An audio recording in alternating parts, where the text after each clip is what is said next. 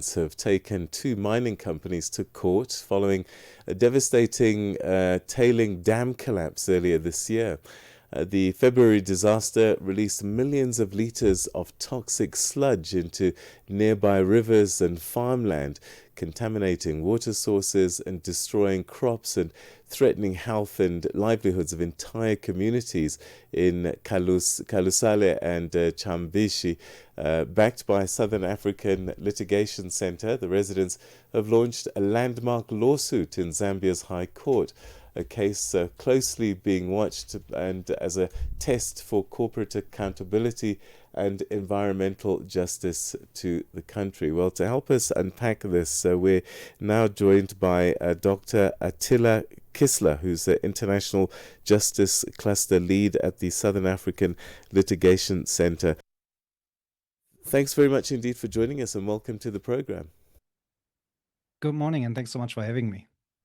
Dr. Kisla, could you begin by explaining what exactly the affected communities are asking the High Court to do in this case? So the residents in this case are seeking basically three key reliefs from the court. The first one is immediate relief. That means clean drinking water again, clean food, healthcare, safe shelter, because the residents in the affected communities are still living in a toxic environment. The second is a proper and independently monitored cleanup of the rivers, the land, and the air that was poisoned by the spill. And thirdly, the petitioners are asking for fair compensation, not just for the lost crops and livestock, but also for long-term health impacts, destroyed homes, livelihoods in that regard. The petitioner is also asking for an emergency fund and an escrow fund so that one can secure the long-term restoration, so that the families are not left with waiting for years before any compensation or any meaningful contribution can be made. So basically, what the residents are saying with this petition, the petitioners are saying is that they want accountability that lasts and is sustainable and not just excuses. What position have the two mining companies taken with regards to this case? A spillage has happened, that's a fact. How much responsibility have they taken, and have they agreed to any kind of compensation or accountability?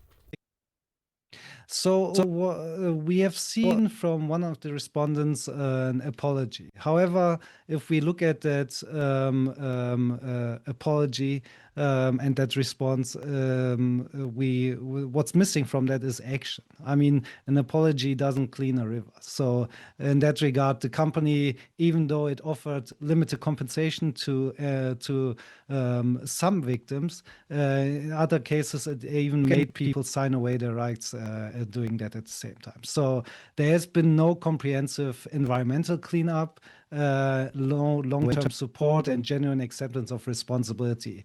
And this all happens while the families are still living in this toxic environment and drinking poisoned water.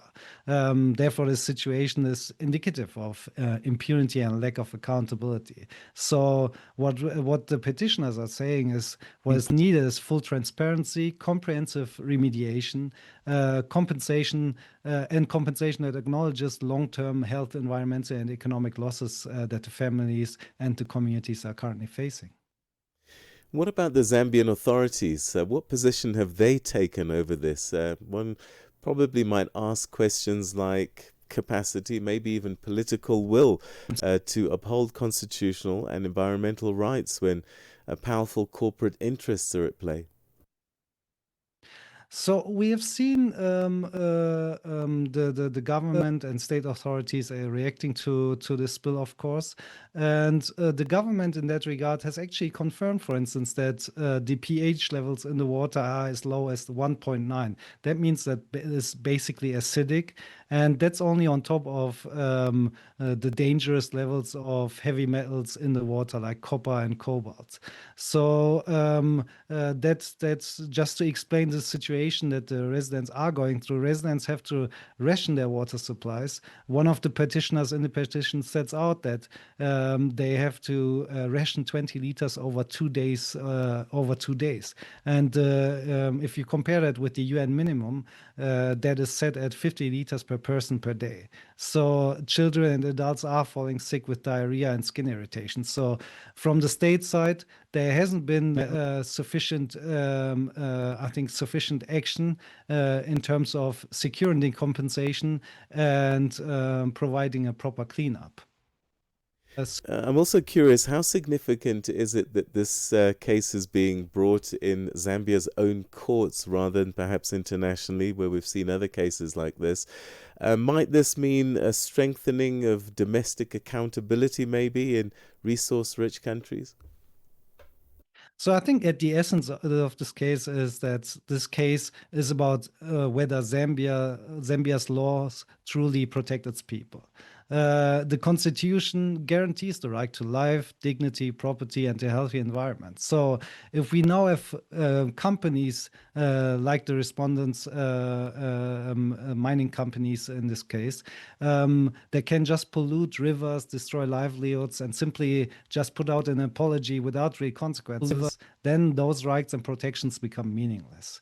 In that regard, this case, I think, shows where Zambian authorities can actually enforce the law, such as the Environmental Management Act, which is designed to also protect the people and their interests, and to show that no company is actually above the law and above accountability. So in that regard, I think if the High Court can enforce these rights strongly, it will send a clear signal to that Zambia values its people, values its natural resources over any kind of corporate impunity. Dr. Kisla, we're going to have to leave it there. Thank you very, very much indeed for joining us on the program today. Thanks so much.